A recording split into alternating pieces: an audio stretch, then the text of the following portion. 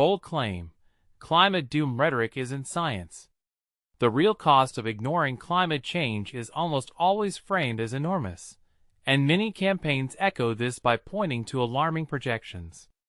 A notable example cited repeatedly is a 2024 Nature paper from the Potsdam Institute suggesting that an 8.5 degrees Celsius rise in global temperatures by 2100 could shrink the world economy by 62%.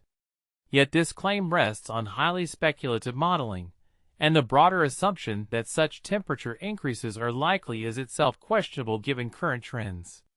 Recently, Nature withdrew the paper after economists at Stanford highlighted a data error in Uzbekistan that, once corrected, would imply a 23% decline in global output rather than a 62% collapse. Some climate advocates responded by noting that 20% of global GDP is still a large figure, implying ongoing concern. But the central issue remains: if correcting data for one country dramatically changes the projected impact, what does that say about the reliability of the entire exercise? Economic forecasts, especially those projecting many decades ahead, carry substantial uncertainty.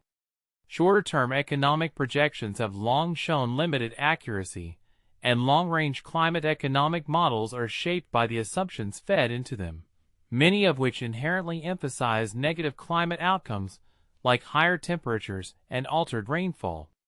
A common assertion is that crop yields will plummet and hunger will spread. However, empirical evidence often shows crop yields continuing to rise. The critiques of yield collapse models typically note that such models focus on worst-case or negative effects of climate change, while not fully accounting for areas that may benefit from milder conditions, nor the potential for technological breakthroughs in agriculture, such as gene editing and improved farming practices, to boost yields regardless of climate pressures. In short, one flawed study does not validate a broad existential warning, and sensational reporting can outpace careful, nuanced analysis. The persistent tilt toward doom-laden predictions reflects a broader bias in certain strands of research, an orientation that tends to foreground risk while underemphasizing possible mitigations and adaptive gains. This tendency is likely to persist, inviting ongoing debate about how to interpret climate data and model outcomes. What's your take? Should policy be driven by cautious, range-based projections that emphasize uncertainty and adaptation, or by the urgency implied by dramatic, sometimes contested forecasts?